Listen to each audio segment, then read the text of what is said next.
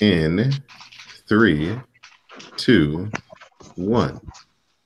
Hello, and welcome to episode 189 of the WrassleCast. I'm your host, Don Delarente, and I'm joined by my SmackDown Matters correspondent, Miss Didi Jonay. Hey, friend. Hello, friend. How are you? I'm wonderful. How are you? I'm good, thank you. Are you ready for the weekend? Am I? Oh my God. You got big, Mm, big plans? no, I just don't want to be at work no more. Okay, that makes two of us. We're joined by our Rawcast correspondent, Mr. Samuel Kalunga. What's going on, Sam? Howdy, howdy, everyone. Doing all right? Oh yeah, everything's good. That's good. That's good. We're Football. joined. We're joined by our WrassleCast broadcast journalist, Mr. Magnum Prime. What's going on, Greg? What's up, folks? I'm just here. I'm trying to free the NPR raccoon. He's out there scaling buildings for the culture. I appreciate it. And tonight we're joined by a very special first-time guest, Miss Tatiana. How are you, Tatiana? I'm good. How are you? I'm good. I'm good. Thank you for joining us tonight. Thank you for having me. The WrassleCast is being brought to you by the CSPN. You can find us on the web at www.cspn.us. You can also find us on iTunes, SoundCloud, Stitcher Radio, and Google Play. You can follow the podcast on Twitter at the WrassleCast. You can follow myself on Twitter at Don Delarente. You can follow Didi on Twitter at Didi Jonay. You can follow Greg on Twitter at Magnum Prime. And Sam, you change your Twitter account so often. Give me It's been months, and you Give me- haven't kept up. It's Give- SCLNGA. There you go. SCLNGA. Sounds like the vowels you would pick for Wheel of Fortune. Well, I just took the vowels out. It's the last one. Okay. That's consonants. I mean, thank you. Sure. All right. So, Miss Tatiana, since you're a first-time guest here on the WrestleCast, we'd like to hear your origin story. So, kind of who got you into wrestling? Who were some of your favorites growing up? What you watched growing up? Things of that nature. So I got into wrestling, I think, by my mother.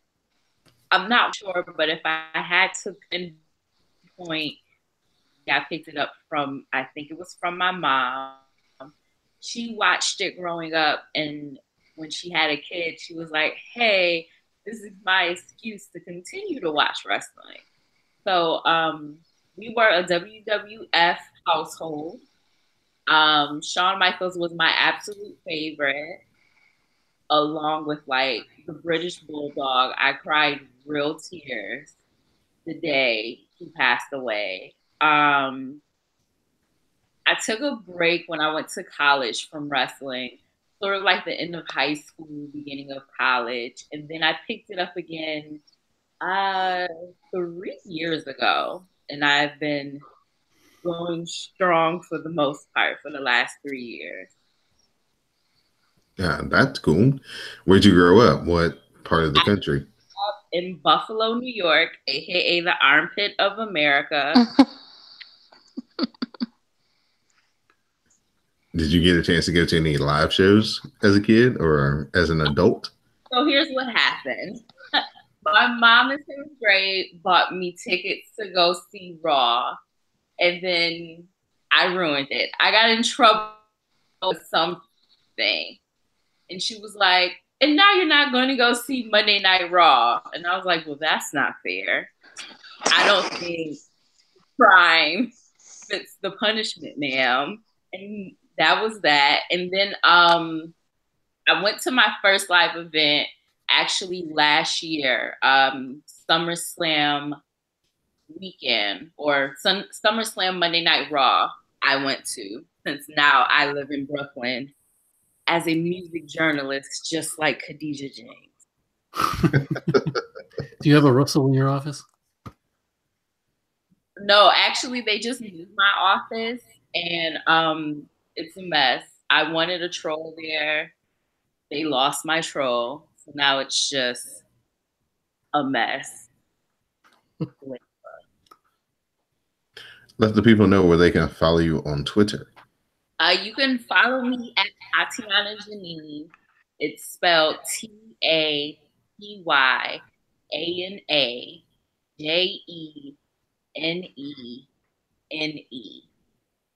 And it's not my fault that that's my name. It's my parents' fault. Well, we're glad that you could join us here tonight on the WrassleCast. So make yourself at home. Jump in when you have something to say, and we'll get the show kicked off. Sam, you got any news for me? I have no news. Zero. All right. Well, I'll throw a couple of tidbits. CM Punk, he's 0 for 2 in his MMA career. Dana White says it's probably the last time he'll fight in UFC. Yeah, he said that last time. Yeah, but I think he means it this time. And no, but really. Yeah, and ROH has secured Madison Square Garden for next year, sometime in the fall of 2019. So congrats to ROH trying to make it come up in the independent wrestling world. So if they do run it, though, they might want to run it like WrestleMania weekend. That would be cool. Yeah, that would be cool, but it would be a show that'll be happening in 2019 with lighting from 1919. So it really won't matter. Right? They got those old garage headlights out there. Exactly. I think they could find a couple of coins from somewhere Sinclair could to boost up the lighting. Oh no, come on. They're Republicans. They go cheap. I mean, they don't spend money on stuff. Definitely. Right. Conservative for a reason, right? Yeah. They follow the Ayn Rand for a reason. Say that again. I used to actually work for Sinclair. I used to edit all of Ring of Honor commercials and all of like 2.5 Men commercials for Sinclair Broadcasting. That was my life for like 2 years. Wow. You poor thing. Yeah. Small world. So we're going to get into it, Miss Didi Jonay. I went to get the wine. How did you do it? How did you accomplish this? It was a real American Ninja Warrior out this piece. Like, focus, deep breathing, special steps. Oh. It's time for you to get your Dana Brooke on. It's been a while. It has been a while, and I appreciate the break. So it's time to play Who You Got for Money in the Bank. That comes to you this Sunday night at 7 p.m. You can use the hashtag MoneyCastHolds. Hose. Yeah, make sure you say that right. You know. Yes. I have a different hashtag. Right. Now, last year we had the dual hashtag where people were using cash with an H instead of cast with a T. Mm-hmm. But we're going to try to make sure we go cast with the T this year. Okay. So, and that's a special start time, 7 p.m. So no pre-show, just... Pre-show is starting earlier, 6. What? Oh, wait, no, y'all are different than me. Yeah, 6 for y'all. 6. So what is it, 5 for you? Texas, Central Time. Mm-hmm. Yeah, good luck with that. I'll be there at 7. I might have thought the Teenage Jonay way of thinking there. I'm telling you, it just changes lives. Say no to pre-shows. Join us for hashtag Say No to Pre-shows as well. Sam, Greg, trying to get my notes ready. And okay, yay. Mm-hmm. All right. So on the hashtag Say No to Pre-shows, we're going to have the SmackDown Tag Team Championship match between the Bludgeon Brothers and the Good Brothers. So we're going to start with our guest, Tatiana. Who you got? I think it's pretty much open and closed case. The Bludgeon Brothers will retain. I think it is going to be the quickest match. Like, greatest Royal Rumble. It's going to be very quick, and they'll retain. Okay. Magnum Prime? Bludgeon Brothers, or the Good Brothers? Who you got? I'm gonna go with the champs retaining. Okay. Mr. Samuel Kalunga. Bludgeon Brothers. I mean, come on. All right. Miss Didi Janae. Also, as well. Okay. I'll make it a clean sweep. The Bludgeon Brothers retain. Oh. You usually like to try to go for the sneaky points. I'm shocked at you. Not this time. Not that match. So now we move on to the main show. And we'll start off with Daniel Bryan versus Big Cass. Magnum Prime. Who you got? I'm gonna go with Brian. Okay. Mr. Samuel Kalunga. Who you Brian. got? Daniel Bryan. All right. Miss Tatiana. Who you got? I'm going for Brian. Miss Didi Jonay. Who you got? Same. All right. And I'm going to go for Big Cass. I knew it was happening sooner or later. 5, 1, 2. Yep. All right. For the Raw Women's Championship, we have the champion, Nia Jax, versus Ronda Rousey. I think Nettie turns on her, and then Nia retains. All right. Because they're pushing this whole, like, she's my best friend. And my Okay, well, wait. They're pushing it a little too hard. She can retain without winning the match. So who's going to win the match? I'm just saying she's in her team. No, that's not the game. Hey. You can't make it what you want it to be. Look here. Ronda might win by DQ. Yeah. Okay, so you're picking Ronda. All right. Ugh, I don't want I know. I could tell that's what it was about. But that's fine. Misty Janae, who you got? I've got Nia. All right. Miss Tatiana, who you got? I have Nia as well. I believe this is the moment Natty turns and she gets Ronda DQ. I don't think they'll let her lose in a straight match yet. All right. Magnum Prime, who you got? I'll go with Jax. All right. I'm going to go with Nia as well. I think this may be where Nia does the turn. Y'all thinking it's going to be Natty, but it's Nia the one who gets in cahoots with Stephanie to be the payback for WrestleMania. Because Stephanie ain't forgot. The North remembers. Boom. Exactly. For the SmackDown Women's Championship, we have the champion, the trash talking, moonwalking, Carmella versus Asuka. So, Tatiana, who you got?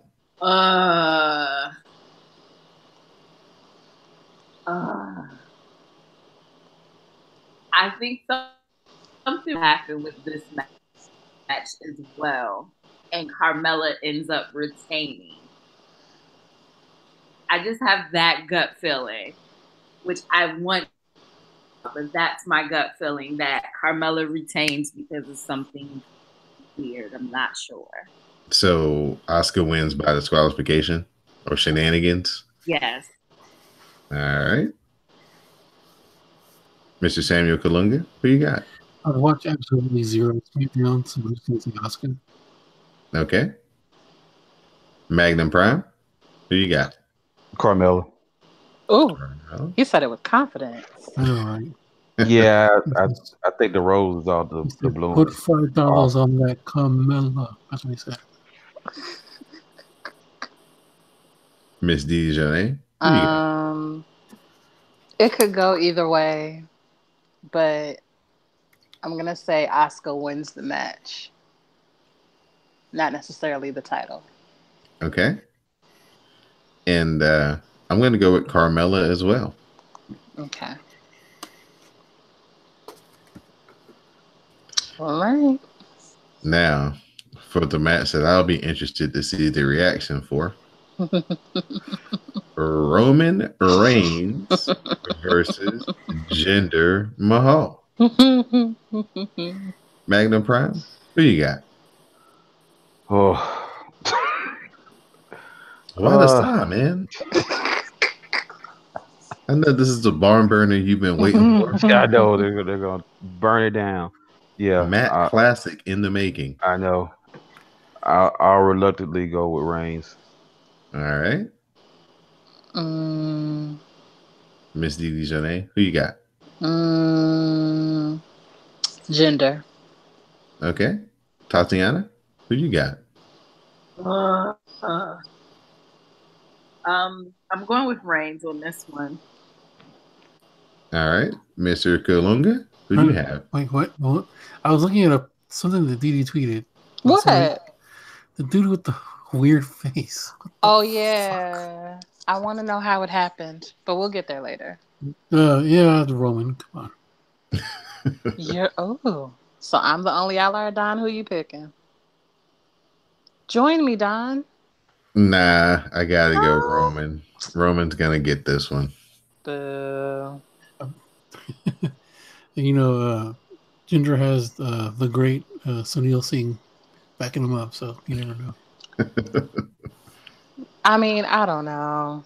What do they want from the kid? It's like, I don't know.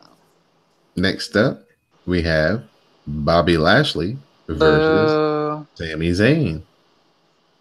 Miss Didi Jonay. I have who you Sammy. got? Sammy. Yep. I don't care. I'm not picking that boring ass. I'm not picking him. Mr. Samuel Kalunga, who you got? Admiral No Eyebrows, Bobby Lashley. All right. Miss Tatiana, who you got? I have Bobby. All right. Magnum Prime. Lashley. Y'all just love to leave me out here hanging. That's fine. I don't care. That's good. That's good for you though. You can stack up on the points. Only maybe. I'm gonna join Miss Didi Jonay and say Sammy. Yay! That way, if we're wrong together. So it's not a runaway. Our next match is for the Intercontinental Championship. We have Seth Rollins versus Elias. So, Didi Jonay, this is a hashtag Baywatch for you. Very much so. Very much so. So we'll let you go first. What you got? I win no matter who wins, But God. really more for shits and giggles and to make Sam mad, I have Elias. Wait, who is it? You know who it is. No, who's the man? I'm still looking at this fucking picture. Okay, his face is deformed. It's fine. Seth Rollins versus Elias. I was gonna say my girlfriend. She likes both of them, or she's in love with both of them. So. Smart girl. Mm-hmm. So she'd probably be over there like, just don't hit each other in the face. Keep it pretty. Can't mess up the merchandise. I'm gonna go with Seth. All right. Miss Tatiana, who you got? I'm gonna go with Seth. All right. Magnum Prime. Champ retains.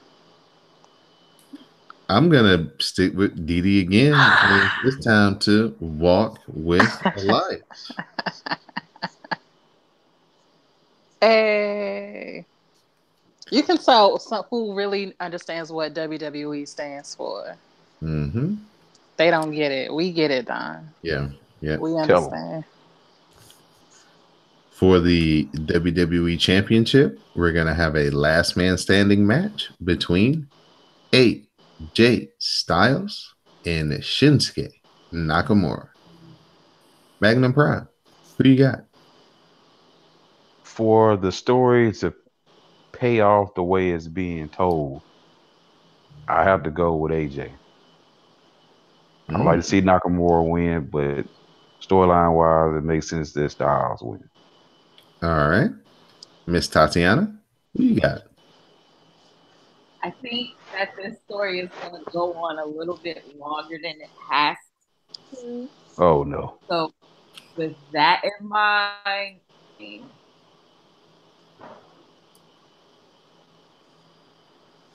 Who'd you say? I'm sorry. I didn't hear you. I said AJ. Okay. All right. Oh. Mm-hmm. Sam? AJ and who? Shinsuke? Uh, like I said, I didn't watch any of this, so I'm just gonna say AJ just because. All right. Miss Didi Jonay, are you thinking who I'm thinking? Who are you thinking? I'm thinking Nakamura. Hell yeah, friend.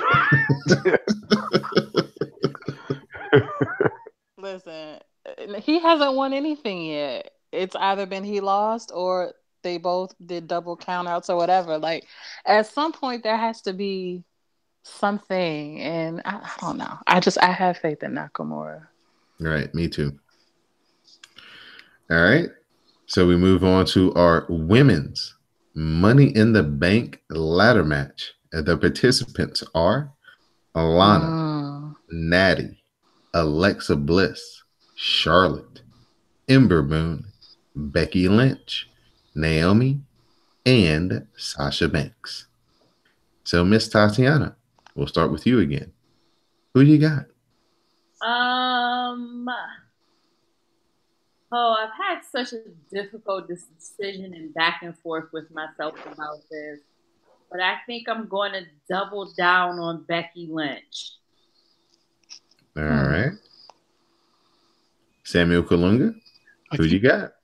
I keep picking Becky as like the dark horse in these things, and she never wins. But hopefully, she'll come out the winner this time. So Becky Lynch. Okay. Magnum Prime, who you got? This is really tough. I'm gonna go with Banks. Okay. Are you gonna bank on it? And Miss Didi Zone. I just had this vision of Lana winning, and I cackled. That's what that was. I thought you were having the beginning Mass of hysteria. an asthma attack. No, I was thinking in my head, like, what if Aiden was like the new young chinless and helped her win? Oh gosh, people would be pissed. Whew, that would be funny if Lana came out with the win. No, She's like, okay, be serious. I was like, let me be realistic about it. I'm gonna go ahead and pick Naomi just because I always pick black people. What it used to say, I'm rooting for everybody black.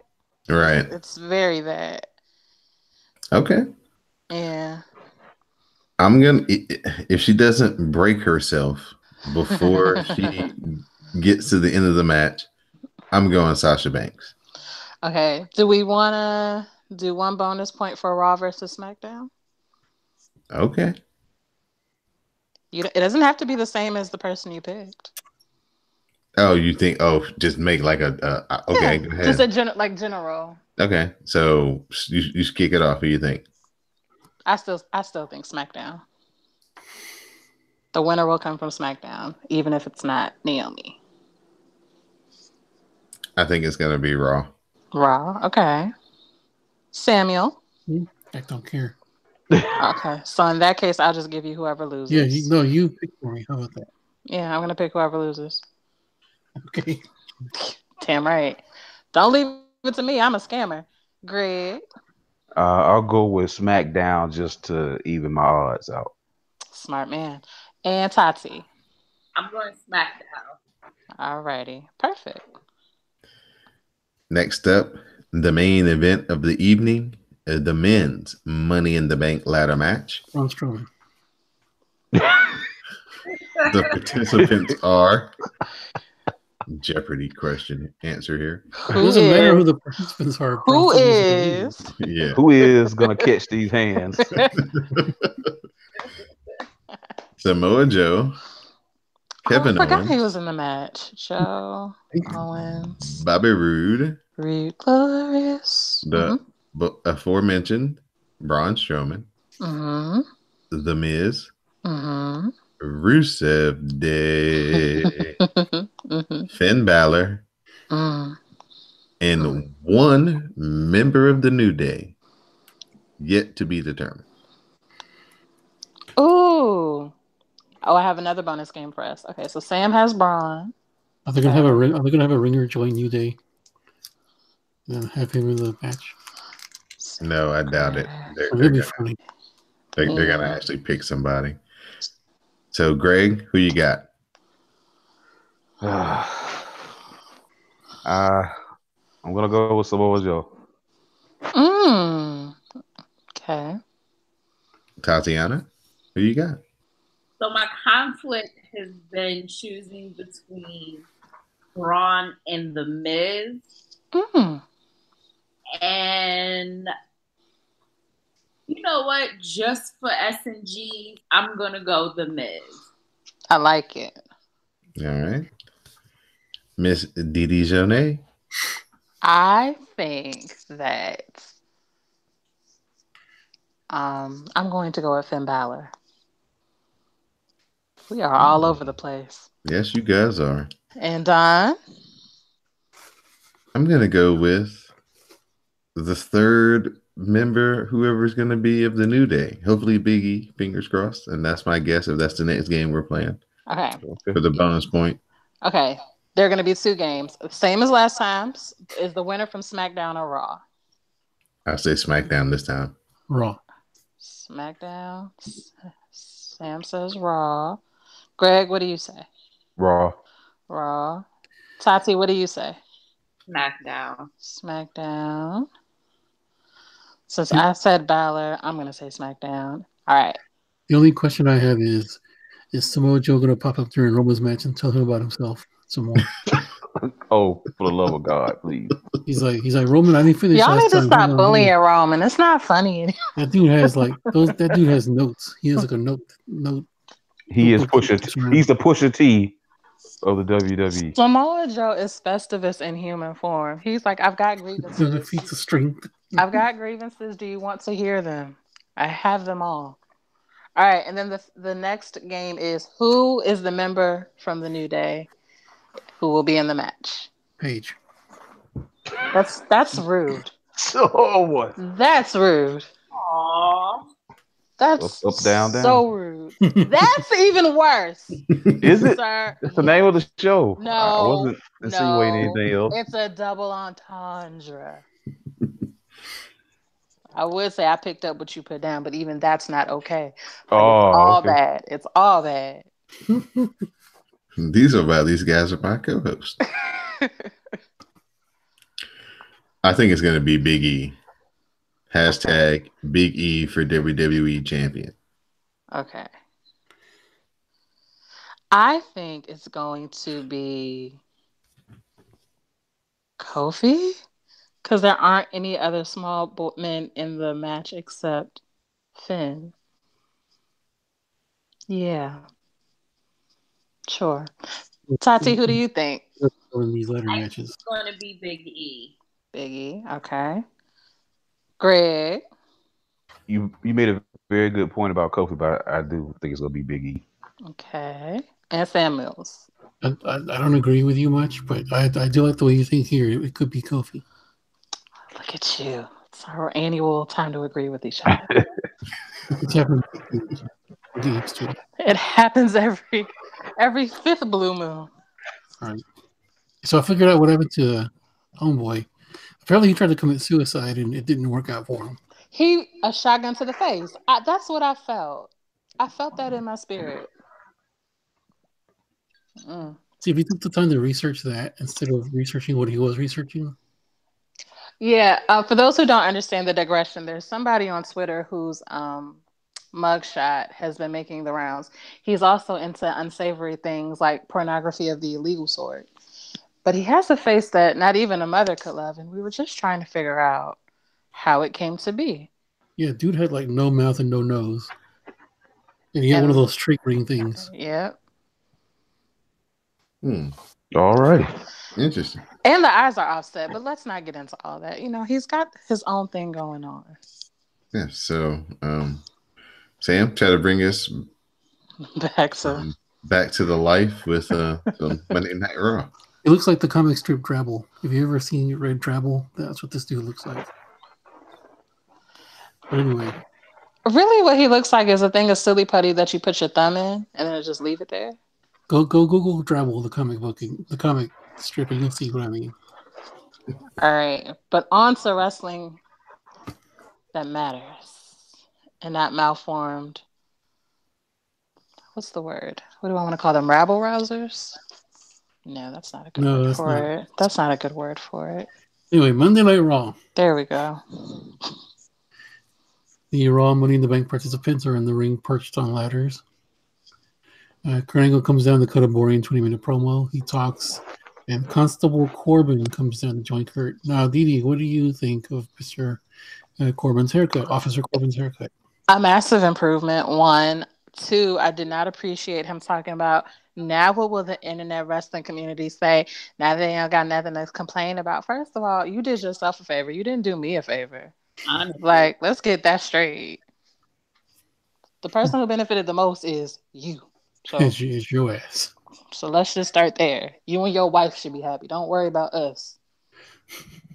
But anyway, a massive improvement, yes. His bait quotient went up Through the roof. on the my God. broadcast. It for was like sure. what happened with Aiden English. It was like, what? Oh, hi. But then he's annoying, so it went away. But it worked in the interim. Alexa starts talking about still nursing an injury. Sasha wants to know which injury. Alexa finally decides that she's hurting in her shoulder. Sasha calls BS, and Alexa reminds her that she can hurt in more than one place. Like, that's possible. The women argue, the men argue. Braun the Strowman says he's going to win and cash in on Brock Lesnar. And at that moment, Brock Lesnar was doing the Bobby Brown, finger to the temple thing and saying he can't cash in if you don't appear on Raw. Everyone argues. Alexa screams and claims that Kevin Owens and Braun the Strowman sound like the Real Housewives of WWE. More argument occurs. Braun screams and says that on Sunday, anybody is going to get these hands. I volunteer as tribute. Look at you. What? He said hands. Oh, never mind. Huh? I said he said hands, but then I said, oh, never mind. I mean, those two, it could work. I'm sorry. It's not about. I'm sorry. You drunk? TMI. No, I'm sober, but TMI. Oh, okay. Y'all just didn't need to know that about me. 1 sheet. No, 0 sheets. There you go. I'm at like 0.25. It's just red wine. It's not. That's just what I want to know.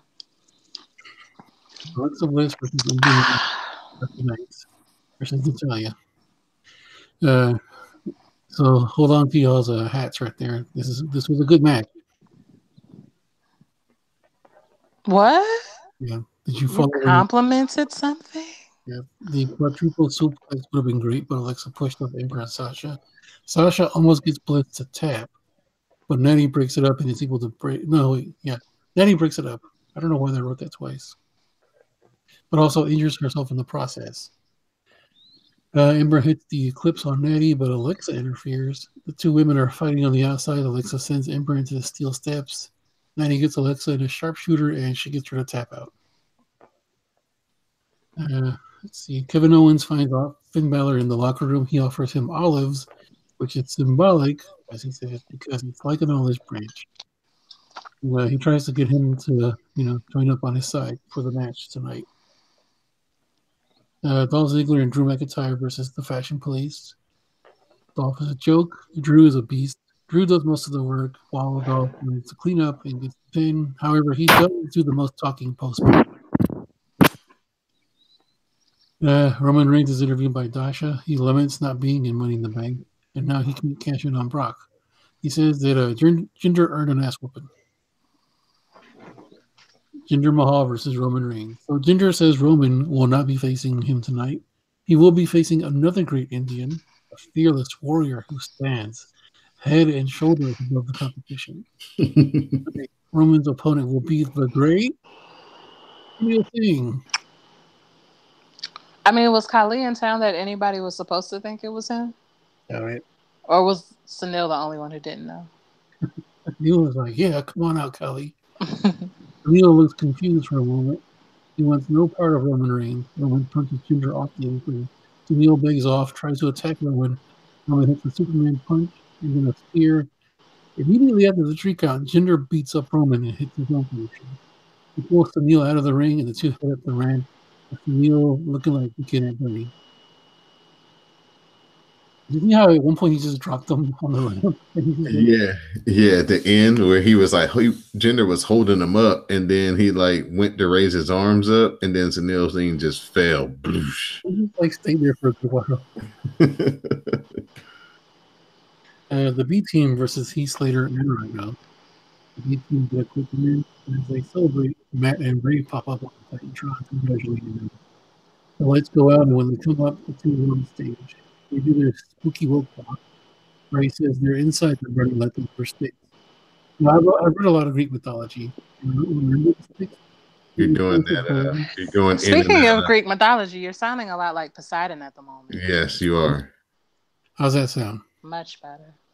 So I don't remember reading about the sticks burning, but then again, it's not real, so it can be whatever it wants to be. They talk, and that's about it. The Drifter segment, he has a special guitar, and Seth Rollins teases destroying it, and then he does. That's pretty much all you need to know. The custom guitar was given to him by John Mayer because they're best friends. And also, hip hop artist John Mayer. Yes. Oh yeah, according to Coach. Wait, was it Coach or was it Corey that said that? No, that was Coach. That was Coach. You said that was Coach's little corny ass.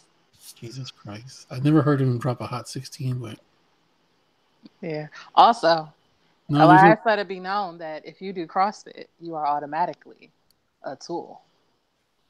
Uh-huh. And I would say big facts, but my best friend does CrossFit. Okay. So Bobby Roode is backstage. KO tries to align himself with him, the way he tried with Finn. So Ruby Riot versus Bailey.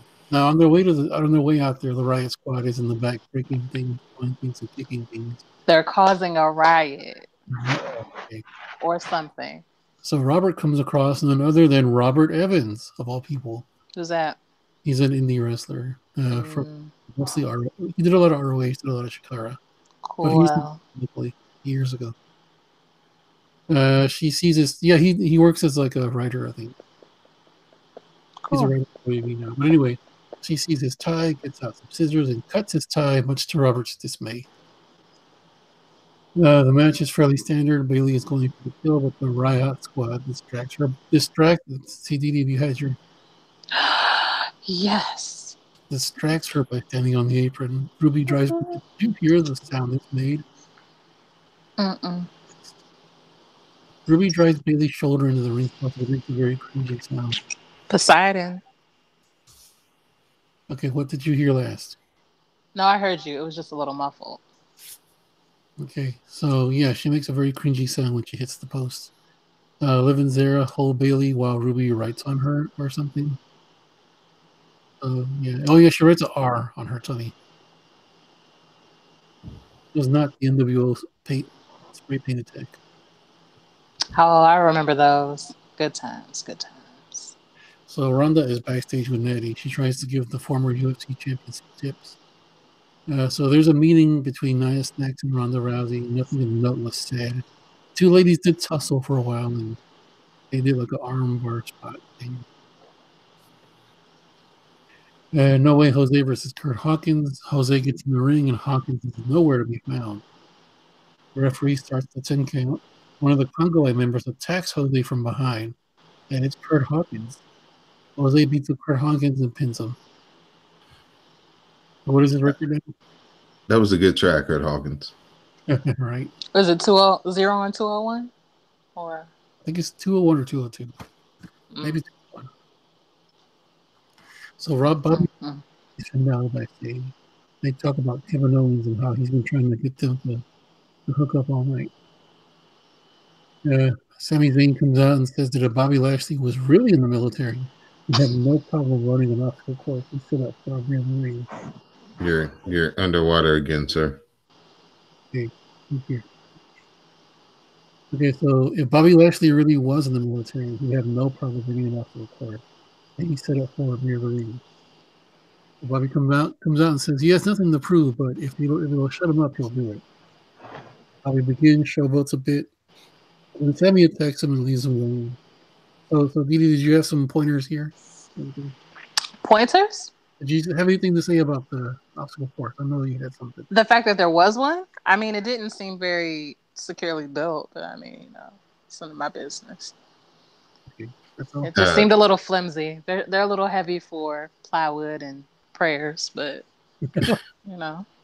Sami Zayn doing his best to get this over, and then at the very end, after he gave the hug to Bobby, when he just took the little Spider-Man swing on the the rope. good swing.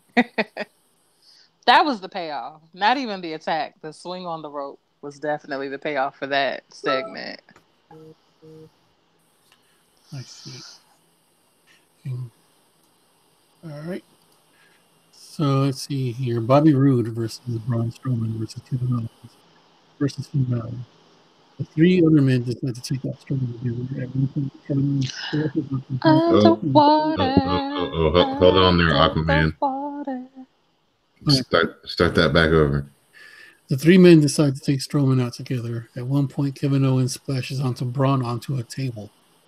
Perfect. The match progresses. Strowman eventually comes back to life. He hobbles down to the ring, takes out Balor, takes out Roode, and Owens looks just absolutely petrified. Strowman gets in the ring, but Kevin Owens runs away. It slips and falls near the outside. Strowman grabs him, lays him out on the barricade. He notices that all the men are hanging out by the barricade. He decides to go around the world, and he shoulder tackles each man by their respective barricade. And the match rolled on. Owens introduces a ladder. He hits Braun with it a few times. But Braun eventually grabs Owens by the neck and choke slams him. Next, Braun power slams Owens onto the ladder that he brought in. He goes for the pin, and we have the winner. And that was your Monday Night Raw. Now, this is actually a good match. So bookended by two good matches with a bunch of crap in between. If it didn't end with Elias's guitar getting smashed, that part would have been good too, but I didn't like that guitar getting smashed. You did it? No, I didn't. I don't like a sad Elias, so I wasn't a fan of it either. No. And Elias didn't have on a kimono this week, although the print of his shirt was nice. Yeah. Is this like a Spider-Man meme situation when these two wrestle each other on Sunday? Listen, they do look like cousins, real close cousins, half brothers maybe. Somebody just had a thicker grandma or something, but I'm a fan. I'm a big fan. Tatiana, what match are you looking forward to the most from the Raw side of things, or just in general for the Money in the Bank? Not really a brand, but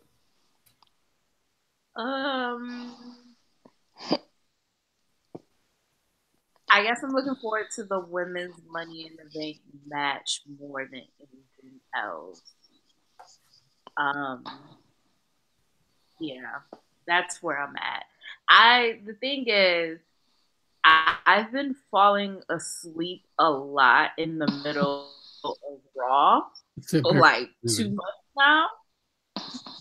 So I don't even have a dog in any fight come Sunday.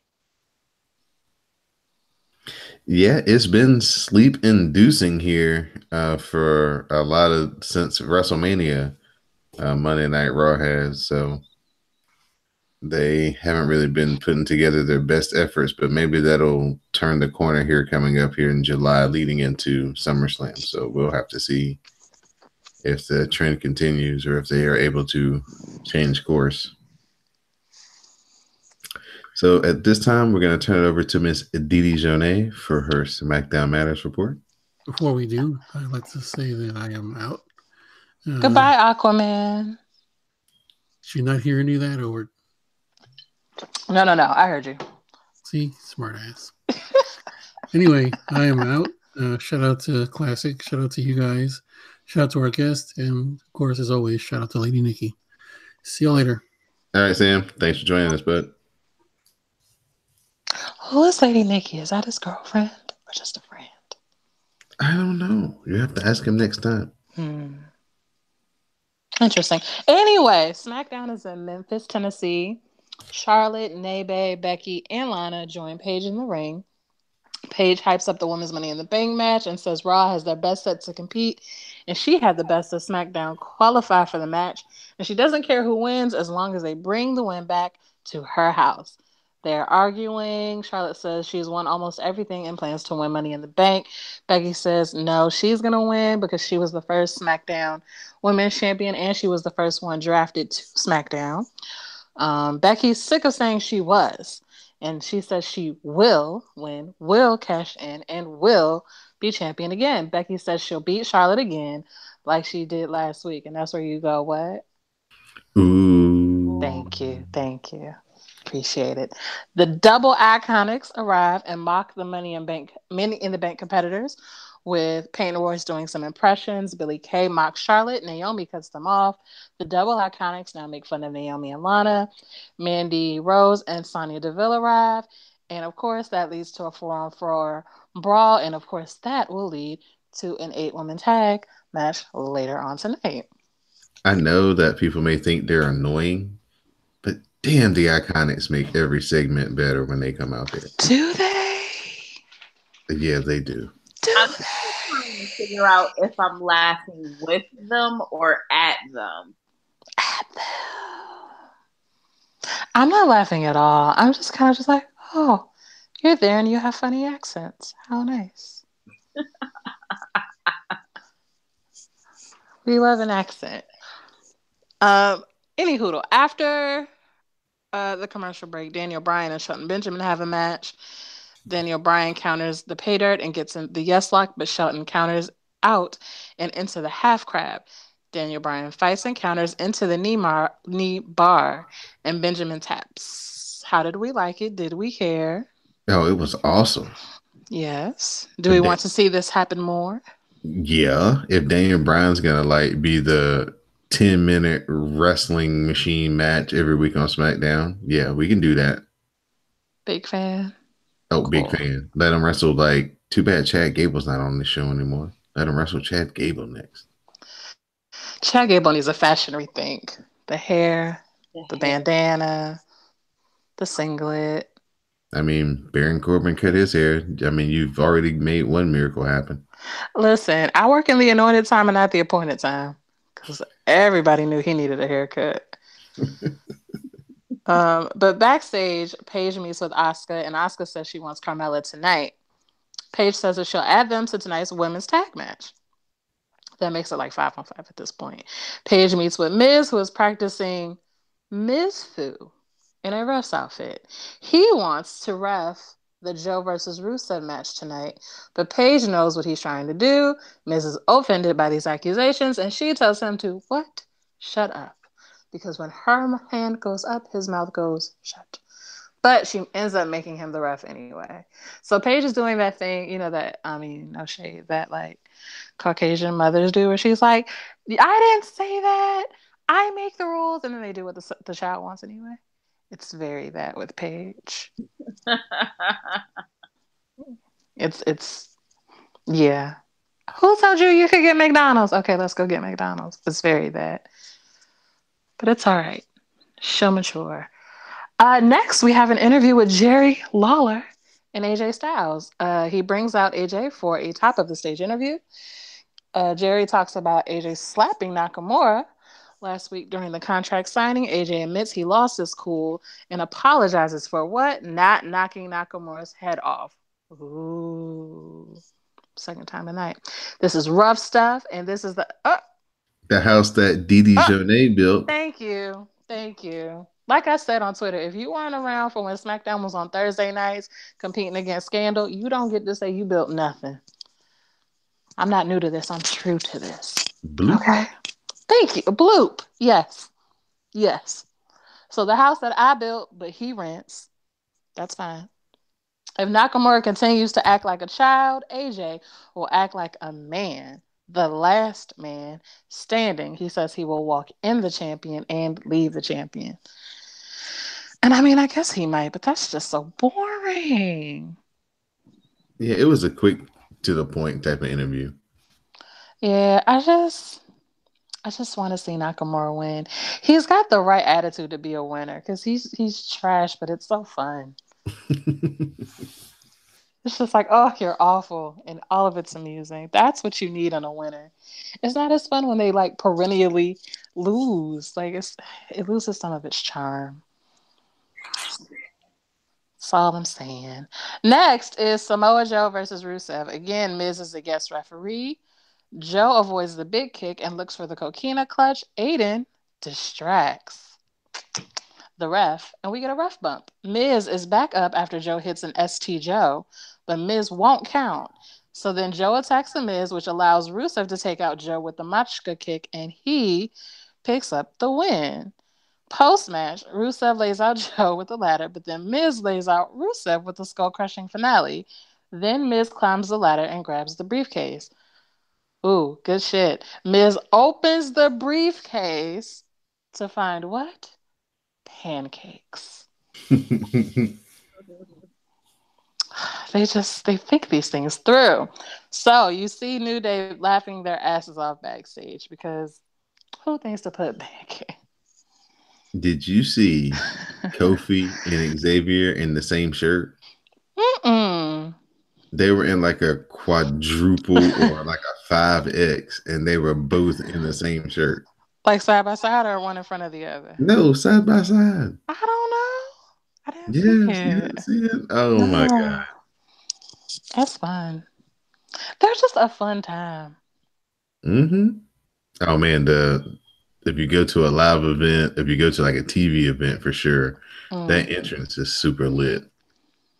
Mm. See, when I went to my one, we'll see. When I went to my one last show a couple years ago, I was in the nosebleeds. So I wouldn't have seen much of nothing. But actually, when I went, they still had pyro, so that was cool. Pyro's loud though. They don't tell you that. Until you fucking heart jumps out of your chest the first time it goes off. I got a nervous spirit anyway, and I got sensitive ears. Oh, pyro was awful for me. Probably was sitting up there looking like a damn war vet, jumping and shit. Fucking PTSD from pyro. It's embarrassing. Anyway, one more match: Shinsuke versus the U.S. champion Jeff Hardy. Nakamura hits knee strikes in the corner, but Jeff hits a twist of fate and heads up top. The Swanton connects, but Jeff is old, so he's favoring his back and is slow to cover. Jeff does cover, hit gets a 2. He looks to finish things, but Nakamura low blows him. Because who cares about this match? He already has a match on the pay-per-view. So he gets the DQ. He doesn't care. He hits the Kinshasa. He counts to 10, which sends a message to AJ Styles. How do we feel about the low blows being a storyline? I had almost forgot about the low blow. To tell you the truth, he hadn't done it in a couple of weeks, and then they brought it back this week, and I was like, "Oh, here we go with those again." Yeah, I think it's shadowing that will happen on Sunday. Oh, for Maybe sure. a few times. Oh yeah, I mean, anything goes. So I mean, he gives him a low blow, and he can't get up for the 10 count. I mean, that's just as good as a Kansasha. A few low blow and then hit a Kinshasa.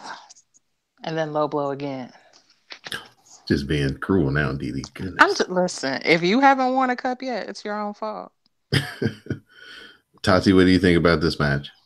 I think it will be probably a top 5 match of the night. Maybe 3. And I think it'll be a good time. You have any predictions? You think that there's going to be like a, low blow fest? You think it's going to be like a 5-star classic? You think it's going to be, I hate that it has to be a low blow, but a low blow, like, that's the secondary star of this show, unfortunately. So, I hate it, but I think it will play a large role in how this match ends. And I actually think that AJ will be on the giving end of that low blow. Yeah, that's some good booking. AJ hits the low blow on Nakamura, and he can't get up for the 10 count. That Mm. that's in my mind how I see it playing out. Okay. Oh, I forgot there was a distraction finish somewhere in there. Carmella isn't concerned about Asuka. Charlotte beat Asuka, and then Carmella beat Charlotte twice. So no one in Money in the Bank concerns her, and she says that Asuka should be afraid of her because she is money. Then Renee interviews Carmella's ex-boyfriend Big Cass. He cuts her off and takes over. Cass talks about doing an appearance at the fair. He made 25 large and then he left. If you didn't make 25 large and then go get funnel cake, I don't feel like you're living life correctly. But that's your business, none of mine. He said he stole the height requirement sign so that he can make fun of Daniel Bryan for being small. As somebody who is vertically challenged, I don't think I like his attitude. Everybody can't have a pituitary malfunction and be tall. So, like, don't be disrespectful. That's just my thing. I don't know. Maybe you people are regular height. I've got a complex. So I'm actually super short. Gang, gang, gang. I don't like it when tall people. I don't like it when tall people got things to say. Like, you ain't special just because your jeans is out of whack and you tall. Ain't nobody supposed to be 6'10" on purpose. It's complete ableism. I don't like Yes. being bullied for being short. Exactly. And plus, also, Big Cass is too tall for shit. My brother is only 6'6". Again, he stole some of my height. I won't get into it.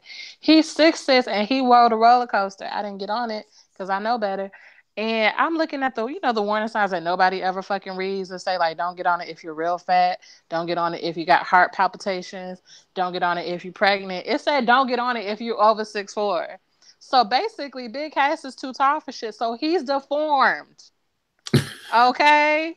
So don't go making fun of short people when you too tall for life. You gotta sit up there and duck through alleyways. You can't stand up straight on the metro. Who you making fun of right now? Like, I might have a complex about this. It might be a little personal for me. I realize I'm going a little deeper than I anticipated. I'm just saying. Shit ain't sweet. And Daniel Bryan ain't that damn short. Where is he? I have to look it up. Anyway, the last match of the night is the 10-woman tag match. So you've got Asuka, Charlotte, Naomi, Becky, and Lana, because Lana's a good girl now. Again, they're completely disregarding the fact that Naomi and Lana just fought, but that's fine because it's those girls against the upstarts: Carmella, Billie Kay, Peyton Royce, Mandy Rose, and Sonya Deville. Carmella tags in and Asuka clears the ring as Charlotte hits a moonsault to the floor onto the double iconics. Naomi takes out Sonya Deville. Carmella runs in and super kicks Asuka and gets a 2 as Lana makes the save. However, Asuka applies the Asuka lock onto Carmella and Carmella taps. And that is how your SmackDown ends for the week. I really enjoyed this episode of SmackDown. Yeah. Like I have like really a lot of the episodes of SmackDown compared to Raw. I'm sorry, Team Blue all day. And they gave the ladies some time at the end, so that was cool. Yeah, I do always like it when they give the women the main event, just because that used to so rarely happen, and now it kind of just happens. Pretty like it's not even like a moment. Like you remember when it used to be a moment, like gasp, but the women are main eventing. Now it's just like yeah, they got the last match of the night, no big deal. Yeah, a lot of times they've had spots where they deserved to be the last part of the show. They were good enough to be, they just didn't get put there. So good deal, good deal. So like we said, this Sunday, please join us 7 p.m. hashtag MoneyCast holes, as we'll be live tweeting Money in the Bank. So at this time, we just want to say that this episode of the WrassleCast is being sponsored by Amazon.com. Please go over to Amazon.com, buy things as you normally would, but go through CSPN.us. Go through CSPN.us, click on the tab that says menu, and then scroll down to where it says keep the podcast free. Once you click on that tab, click on that very first tab that takes you to Amazon. Do your shopping as you normally would. Some of your purchase will come back here to the CSPN to help keep the WrassleCast free of charge each and every week. So Amazon through CSPN.us, do it today. So, Dee Dee, Mm-hmm. our guilty pleasure came back this week. Yeah, it did. Lucha Underground. Now, Tati, do you watch Lucha Underground? I do not, so I'm interested to hear about it. Oh my God. It is, first of all, it's only 1 hour. So the investment is so different from a Raw. Like, you don't have time to be bored on Lucha Underground. They give you storyline, they give you supernatural, they give you they give you Dario in a fucked up wig, but it's fine. So we get a recap of everything that happened in season 3. And of course, the recap ends with Pentagon Jr. winning the belt, and Dario Cueto got shot in his office. Mm-hmm. By the So, black man. yes, Agent Winters is his name. Winter, excuse me. So we pick up this season, and we're at Dario's funeral. And the only person who's there is the dude who killed him, Agent Winter. And then walks in Anthony Cueto. This is Dario's father. Dario's father, Anthony, has now been put in charge of Lucha Underground. But Agent Winter tells him he has to leave Boyle Heights and start a new temple. Antonio says he doesn't plan to make the mistakes of his son. And then we discover that Antonio was the one who put the hit out on Dario because Dario was weak. Antonio then reaches in the casket and takes the key from around Dario's neck so then he can unleash his other son, which is, of course, the monster, Matanza. Mm. So, what do you think about this little opening? I stand. But for Tati and for the people who haven't seen it, okay, so okay. Okay, so Lucha Underground has a storyline and then it has the wrestling. And then they intermingle. So in the storyline, Dario Cueto is played by a real life actor. He's not a wrestler, I don't think. He's just an actor. The problem is Dario's father is played by the exact same dude. Just with a really ugly white wig, one contact to look like he got cataracts, and maybe his real beard or maybe a lace front beard. Yeah, maybe a lace front beard and like a limp and a cane. Yes, it is. I cackled because that is like really nigga, but it's so funny. It was so funny. I couldn't help but laugh. Stereotypes, so this sounds like my type of carrying on. People getting shot and stuff. Oh, the shenanigans are high with this one. It's amazing. That's my type of carrying on. Sign me up. Oh yeah, they got like supernatural. They got like gods and stuff. They got all kinds of stuff. They got like a chick who's like 150 years old. Mm-hmm. Yeah. Did we talk about where they said, "Oh, you can't be in Boyle Heights no more"? Yeah. And then the dude was like, "It doesn't." He said some type of like old beer plant or something is where they were going to have the new temple. So the old temple was better aesthetically, but it's okay. Yeah, for sure. Fine. So we get to the new temple, and there, it's none other than my boo, Melissa Santos, looking like she's about 3 months pregnant in the face. She was pregnant, right? Mm-hmm. That's what I thought. Okay. So we're having a moment of silence and the 10-bell salute for Dario Cueto when Antonio interrupts and mocks the crowd. Antonio introduces himself to the crowd and welcomes us to his temple. And then he gets in the ring and topples over the picture of Dario. He said, "Fuck that nigga like it ain't his baby." That shit was like every soap opera / telenovela you have ever seen. I was on the floor. Antonio says, "We may see a new champion tonight, as Pentagon will defend the title in the match that he created, not Dario, Aztec Warfare." So Aztec Warfare for the Lucha Underground Championship. Basically, it's a 20-man match, kind of like the Royal Rumble, where guys come in every minute, but instead of getting thrown over the top rope to get eliminated, you can only be eliminated from pinfalls and submissions. So, kill shot in the mat They start us off. However, AR Fox, he's missing in action. So Antonio decides whoever enters at number 3 is their new partner and becomes a member of the Trios champion. So number 3 is Son of Havoc. So they ring the bell and we start the match. So basically we have a 3-way to start. Number 4 was Joey Ryan. Then we got number 5, Mr. Spectacular, Didi Jode. Your thoughts? He's pretty. Is he a member of the Baywatch? Okay. Yeah, because even though he has all those muscles, Tati, you know how like some of the men have too many muscles and then the veins start popping out and it just looks incorrect? Yeah, they look like a balloon. Like if they move the wrong way, they're just going to explode. Exactly. Well, Mr. Spectacular isn't like that. He got a shit ton of muscles, but for whatever reason, they kind of just look like he be in the gym. Like, it just looked good on him. His face is still soft. Like, apparently he's not on steroids, or if he is, they haven't affected him too badly yet. I'm not saying it's just an observation. He's pretty, is what I'm saying, but not in like a K-pop way, like in a manly way. Right. Yeah. I liked Spectacular. At number 6, we had the champion, Pentagon. Number 7, Tommy Dreamer. I stand. I went a little crazy. The innovator of violence. At number 9, we had Vinny Massaro. And Vinny Massaro has a pizza delivered during his entrance. And then he stiffed the pizza delivery guy. That was pretty funny. Did he? Yes. Number 10 was Hernandez. He's back.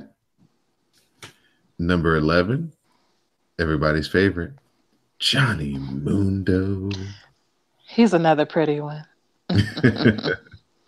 Number 12 was supposed to be Angelico, but he doesn't arrive, so Ricky Mundo takes his spot. Johnny Mundo is Ricky Mundo's idol, so he even adopted his name, DD. I saw you had some questions. So Ricky Mundo is like Stan from Eminem's song. Right. Yeah. Right. He's fucking weird. Yeah. Number 13 was Ray Phoenix, or Phoenix in this case. And Phoenix was in the ring on screen for like a minute and did like some quadruple jump moonsault outside the ring. Like, holy shit. Number 14, Jeremiah Crane and his crazy ass. Number 15 was Mil Murtis, and more importantly, Katrina. Oh my goodness. I think she gets finer every season. I need Sam here to talk with me through this. He has appreciation. Number 16 was Daga. Number 17, Chavo Guerrero Jr. Number 18, King Cuerno. Number 19, Dragon Azteca Jr. And number 20, everybody's favorite creep, Marty the Moth. Yo, Marty the Moth is like real life creepy. At least he wasn't trying to mess with Melissa this time, though. Well, she's pregnant. Even if she's not pregnant in storyline, she needs to be safe and away from Marty. So Marty, Chavo, Cuerno, Dragon Azteca, and Pentagon are the final ones left. Chavo cuts off Dragon Azteca with the chair shot, but Cuerno cuts off Chavo and frog splashes Dragon Azteca for the elimination. Pentagon then lays out Marty and then attacks Cuerno. Cuerno catches him with a knee strike, and Chavo cuts off the thrill of the hunt. Chavo hits a gory bomb and eliminates Cuerno. Pentagon attacks with super kicks, and then he eliminates Chavo. So we're down to Pentagon and Marty. So go back to Chavo for a minute. He has more muscles now, yes? Probably. He has more time to work out and stuff. Because I don't remember him ever being that big in WWE or WCW. So Marty and Pentagon are the last two. Pentagon lights up Marty with chops and then a vicious super kick. Marty fires back with the bicycle kick and he covers for 2. Marty follows with a curb stomp for 2. Pentagon hits the backstabber and then that gets a 2 count. Pentagon fires up with kicks, and Marty bites him, and then he hits a double underhook DDT and almost gets the win. Pentagon hits a desperation super kick, and then he hits a destroyer. The package pile driver follows, and Pentagon Jr. gets the win. And just for good measure, Pentagon breaks Marty's arm to complete the evening. It's what he deserves. Pretty much. Marty is problematic. So then Antonio arrives and congratulates Pentagon. He says Dario would likely have made him defend the title again right away, but he's a better promoter. So next week, Pentagon must defend the title against Matanza Cueto. So that should be pretty good. So what do you think, Didi? I'm just happy it's back. Yes. I have this problem where, okay, everything goes back to K-pop because I'm into K-pop now, but all of them look alike until they don't, right? You have to pay attention. You have to find the differences. Well, I haven't seen Lucha Underground in, I don't know, what, like 6-8 months, right? Mm-hmm.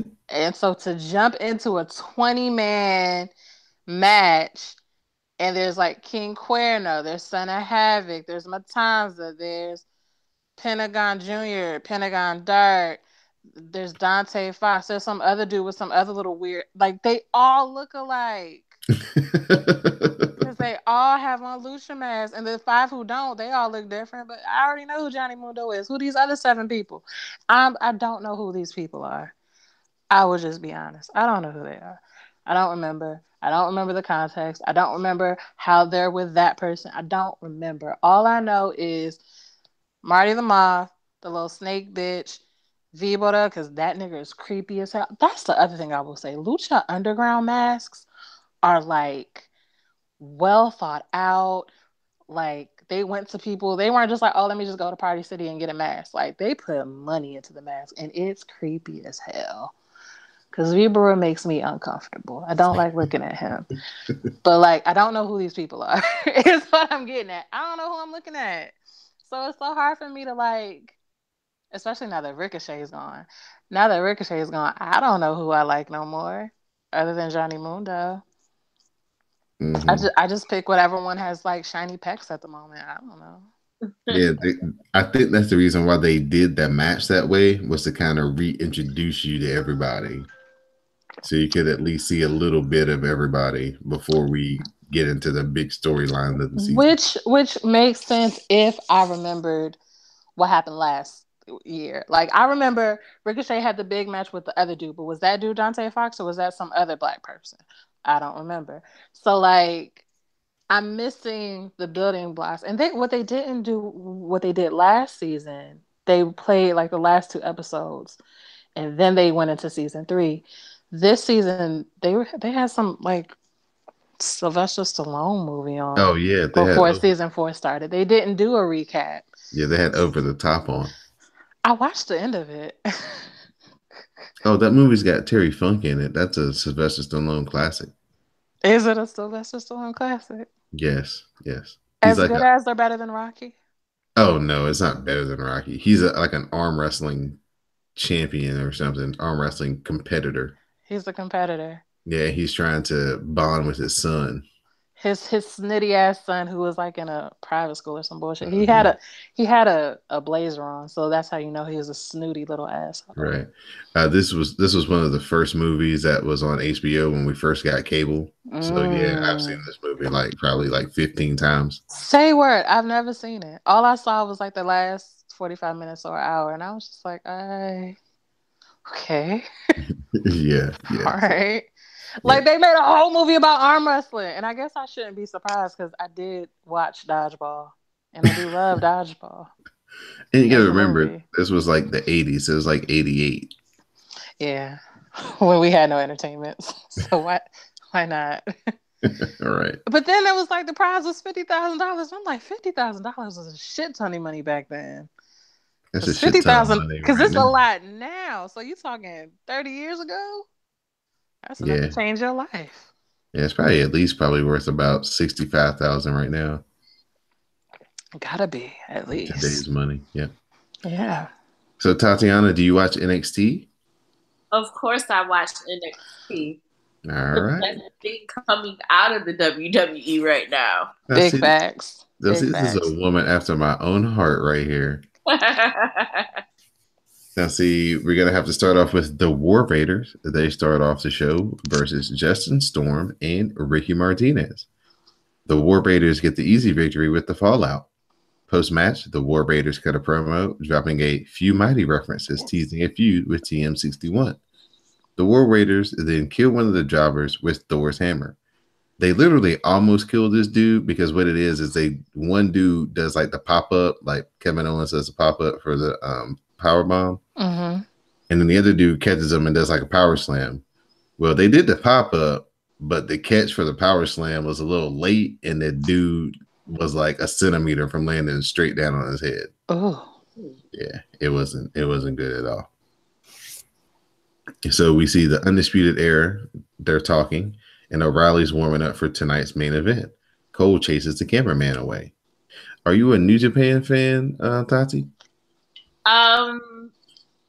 Not the biggest fan, but I definitely watched. So have you ever seen the War Raiders before? Yeah. Or the War Machine? Okay, cool. So then we get an awesome video package for Saturday's Gargano versus Ciampa rematch. Then we get EC3 versus Cassius Ohno. EC3 takes a powder, and Ohno follows him to the outside. Ohno hits a couple of sentons on the floor. Back in the ring, EC3 cuts Ohno off, and he hits the TKO, and EC3 gets the win. Then the highlight of the whole night, Bianca Belair versus Aaliyah. Aaliyah dances and talks some shit. So Belair lays her out with a forearm. Aaliyah tries to fight back, and Belair just runs her over. Binky follows up with a corner spear, but Aaliyah gets a guillotine. Binky quickly suplexes out of this and then hits a running frog splash. Binky then hits a press slam into Snake Eyes. Binky then hits the torture rack into a facebuster and gets the win. Bianca Belair could be like the all-time greatest female wrestler ever in the world to ever wrestle in the United States. she's so good. Oh my god. Yes, she's that good. Did you happen to watch this, DD? I didn't, but I saw highlights. Oh, yes.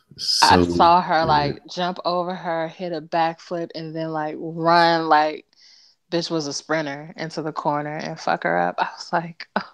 And blue lipstick. I was like, yes, come through. She has what I saw in Sasha Banks when I first started watching NXT times like 5. Like Sasha Banks was just starting to get her like character down right when she got called up there towards the end and started having those matches with Bayley. Like she just got it. Now Bianca Belair's got it. She already knows what she is, and now they just like giving her the chance to be out front. So I loved it. This was really good. What do you think, Tati? Oh, absolutely. I agree with everything you said. She is definitely the one, not the 2 or the 3. She just has this charisma about her that every time I see her on screen, I get excited. And I'm looking forward to her future. Yeah, I can't wait till she, gets a real chance to get into some high profile matches because she's gonna deliver. We get a good Shayna Baszler. Oh, excuse me. Absolutely. Okay. Shayna Baszler and Nikki Cross. We get the video package for those two. Didi, I can't wait for you to. Hopefully, you get to watch the takeover this Saturday or Sunday whenever you get a chance. I know you got some outside activities going on this weekend. If the chairman's password still works, I should be able to partake because I do watch Takeover. I do watch takeovers when they happen, and just hit me up if you have issues. But I will. On this particular, I used to. I don't know if I'll be home on Saturday. Right, I know. So it might be a little difficult. You are single out here in these streets. Well, first of all, that's because I have old lady gang business, not thought bobbing business. Oh, Because okay. if I had activity to be at that, I would tell you happily. But that's not what that's not what it is. I got old lady gang business to attend to. I just want you to see when Nikki Cross was whooping her ass, and I know That's that's all I going to want to be in see. the video package. I do need to take the time either today or tomorrow to go on and check it out because anybody beating Shayna Baszler's ass is somebody I need to give all praises to because fuck that bitch. So I need to give them my views so that they understand shit ain't sweet out here. Kathy Kelly, she's interviewing Dakota Kai. That's not a real name. No, probably not. Kathy Kelly. Is she related to Kelly Kelly? Or Kevin Kelly. Or Kevin Kelly. Let's Google it. Kathy Kelly.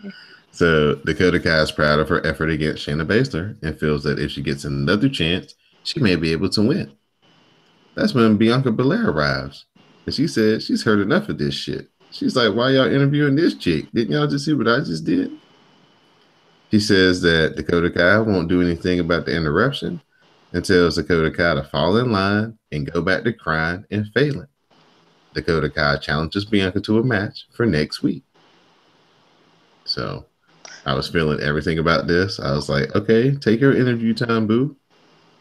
I am confused because Kathy Kelly's real name is Catherine Kelly.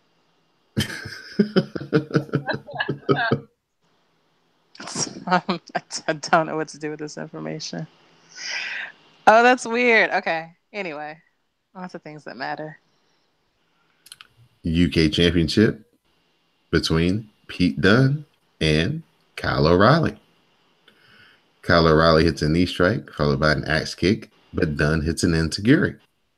Pete Dunne then flattens O'Reilly with a forearm strike, and Dunne attacks the hand, but O'Reilly fires back with strikes and takes control. O'Reilly takes out Pete Dunne's mouthpiece, but Dunne lights him up with the forearm and hits the bitter end for the win. Post-match, the Undisputed Era arrive and attack Pete Dunne. That brings out Danny Burch and Oney Lorcan, who end up clearing the ring and standing tall. This was one hell of a match for a television show. This could have been a takeover match. This could have been the opening match of a pay-per-view. This shit right here was so good. Oh my goodness. I forgot how much I like to watch Kyle O'Reilly wrestle. Man, him and Pete Dunne, they got down. This was a hell of a match. Tatiana, your thoughts? It was a great match. I had to step away in the middle of it for like work reasons. But then I caught the tail end and I had to make sure I put it on my to-do list to go back and rewatch the whole thing uninterrupted. Yes. This was a high caliber match for where it was placed in, the episode that it was on. So our final segment, we get Aleister Black.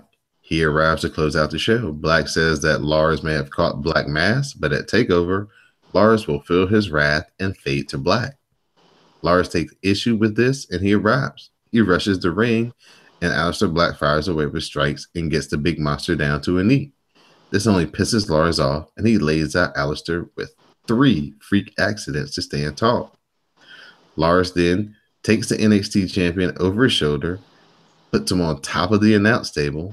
Then he stands on top of the announce desk with the title and poses over Aleister Black and says that he will be the champion who fades to black at NXT TakeOver. So that was a very good episode of TakeOver. Like I said, Bianca Belair was the star. And the match between Pete Dunne and Kyle O'Reilly, definitely one that y'all should check out. Spend like 12 minutes of your day watching that, and I promise you, you will not be disappointed.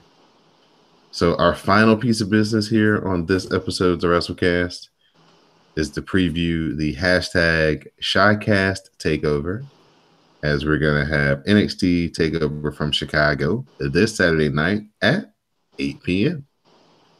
So we're gonna start off with Ricochet versus Velveteen Dream.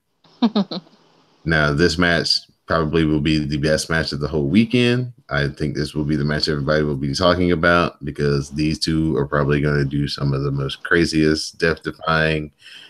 If Velveteen Dream already said anything that Ricochet can do, he can do better. So lots of flick-de-doos and oh my God. So I can't wait for that match. I'm looking so forward to that.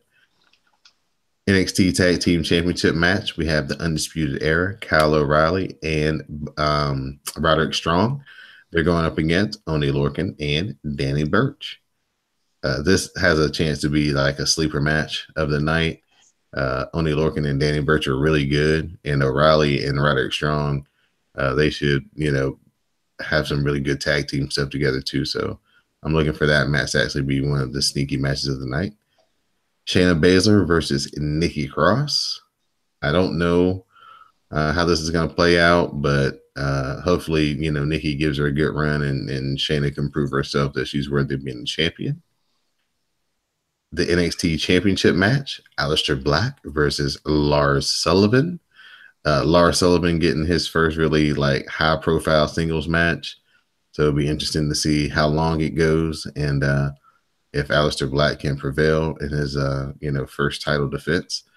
And then the match of all matches, the Chicago Street Fight, Johnny Gargano versus Tommaso Ciampa.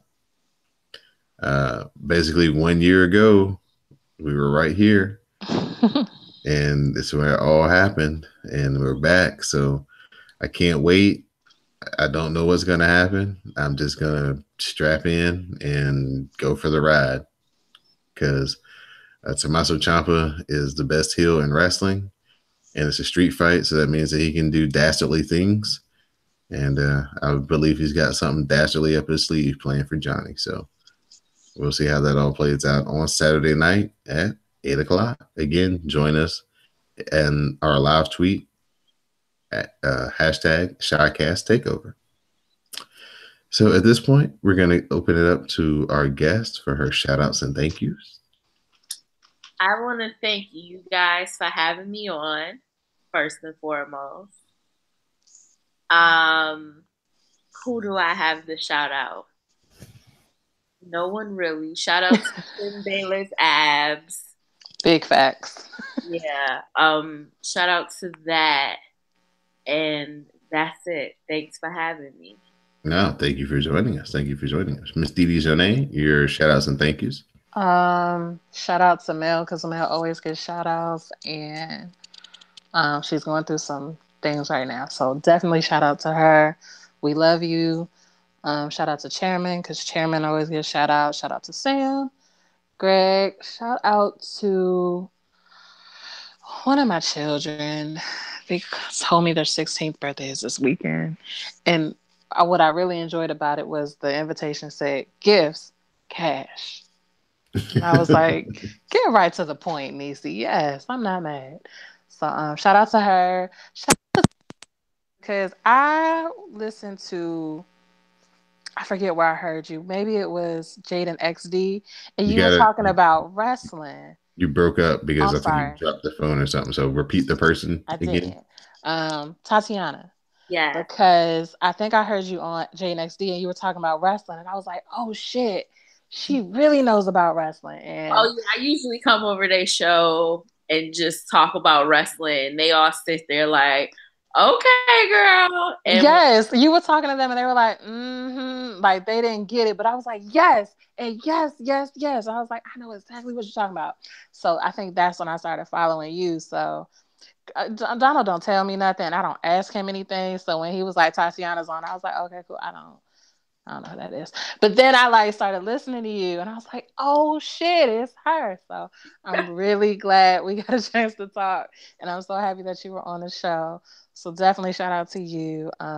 Shout out to Don for still being the best producer ever. And I think that's it. Yeah. And shout out to this wine. And then that's it. Oh, wait. Shout out to these booties who are about to kill me. But yeah. Shout out to Sam and Greg for joining us earlier. Shout out to our special guest, Tatiana. Shout out to my SmackDown Matters correspondent, Ms. Didi Jonay. Shout out to the chairman. Shout out to all the podcasters here on the CSPN. Shout out to Mel, because Mel always gets shout outs. And like I said, join us this weekend. Hashtag say no to pre-shows. Hashtag MoneyCast Holes on Sunday. Hashtag ShyCast Takeover on Saturday. Sunday, again, 7 p.m. Saturday, 8 p.m. So please join us on Twitter and share your commentary with color. We'll be there, and hopefully you will be too. And for all you New Japan fans, brand new cast of Strong Style is out.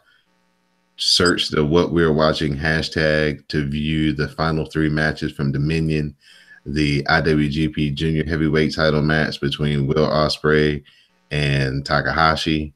It's fantastic. Chris Jericho versus Naito, and then maybe the only ever 7-star match in the history of matches, 2 out of 3 falls. Okada versus Kenny Omega, no time limit. So not to interrupt. What is a 7-star match? Is it 7 out of 7, 7 out of 10? It's like 5 stars, and then you just add 2 more stars because you've never seen anything quite this good before. Yeah. Cool. Yeah. This match literally was like, I'm not crying, you're crying. Really? Yes. And if I go on the What We Are Watching hashtag, I can watch this one. Yes, but and plus also Chris Jericho. Yes, but you need an hour and 5 minutes to watch that one, though. An hour and 5 minutes. Okay. Yeah, you're gonna have to spend some time watching that main event. But yeah, you can watch Chris Jericho dressed up like Clockwork Orange come into the ring. Yeah. Yeah. With the eyeball. Mm-hmm. Yeah. So, yeah, good stuff. Dominion was an awesome show. Me and Anwar Starwin, we debate whether it was the best pay-per-view ever. But yeah, that's all on the brand new cast of Strong Style. So please check that out.